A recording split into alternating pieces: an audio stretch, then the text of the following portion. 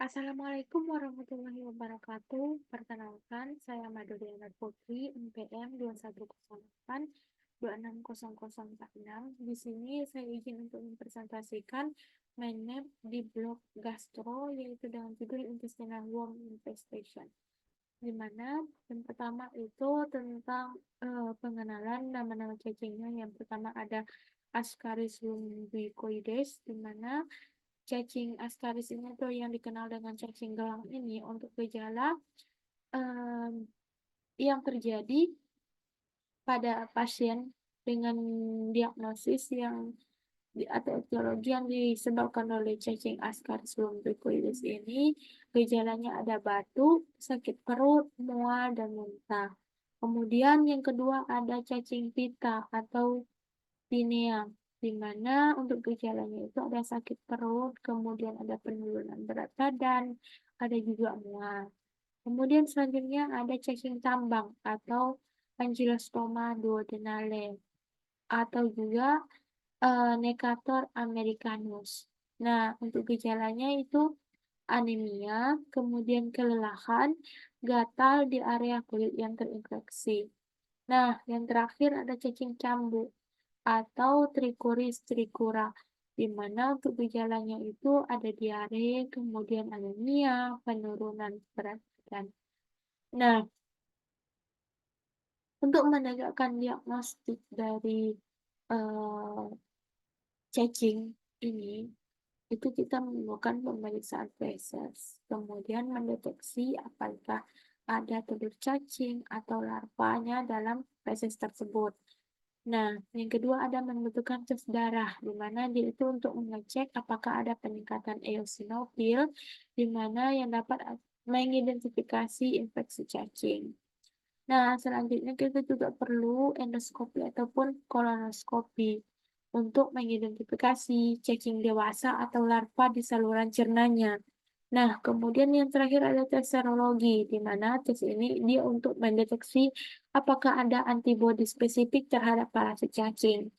Nah, kemudian untuk cara penularan dari infeksi cacing ini, yang pertama bisa melalui makanan atau minuman yang terkontaminasi telur cacing, yang tertelan melalui makanan atau air yang terkontaminasi, kemudian kontak dengan tanah yang terkontaminasi, kemudian cacing tambang bisa masuk melalui kulit dari tanah yang telah terkontaminasi tersebut. Kurangnya higienis pribadi, kemudian kurang cuci tangan sebelum makan. Nah, jadi untuk cuci tangan sebelum makan ini merupakan sesuatu yang wajib kita lakukan. Nah, kemudian untuk pengobatan atau treatment yang dapat dilakukan jika terdiagnosis eh, cacing. Nah, ini kita berikan obat antihelmintik, di mana obatnya itu berupa eh, albendazol, di mana albendazol ini digunakan untuk membunuh cacing dengan menghambat penyerapan glukosanya. Kemudian mebendazol, di mana obat ini akan menghambat fungsi metabolik cacing dan menyebabkan kematian pada cacingnya. Dan yang terakhir ada praziquantel, di mana digunakan untuk cacing pita yang menyebabkan kelumpuhan dan kematian pada cacing. Nah, selanjutnya juga bisa kita berikan obat, yaitu obat simptomatik, di mana bisa diberikan obat antiinflamasi untuk mengurangi peradangan atau nyeri yang disebabkan oleh cacing tersebut. Kemudian juga bisa kita berikan suplemen besi, di mana dia untuk mengatasi anemia akibat dari cacing tambang tadi, atau eh,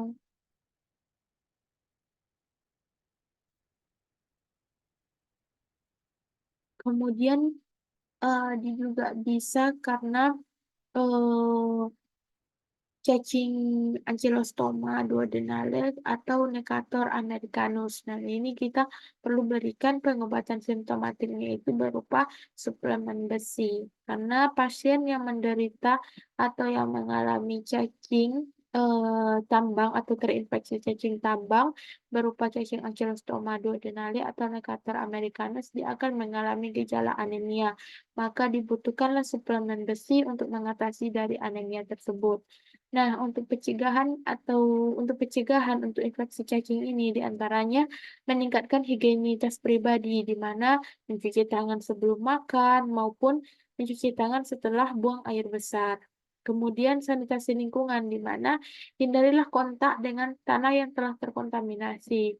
Nah, selanjutnya adalah pengelolaan makanan yang benar, di mana makanan yang kita makan sebaiknya sebelum dimakan itu dimasak dulu hingga matang sempurna, tidak dimasak setengah matang. Nah, di mana makanan yang dimasak setengah matang atau makanan mentah itu bisa atau sering terdapat cacing. Makanya makanan tersebut wajib untuk dimasak terlebih dahulu, di mana dengan suhu sekian atau suhu misalnya 100 derajat, daging tersebut dapat mati.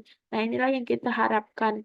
Nah, sehingga untuk, makanan itu sebaiknya diolah, dengan cara memanaskan atau memasak makanan hingga matang sempurna, tidak setengah matang. Nah, ini, referensi yang saya gunakan dalam pembuatan mind map ini ada, 4 referensi, kemudian lebih dan kurangnya saya mohon maaf. Saya sudahi dengan wassalamualaikum warahmatullahi wabarakatuh.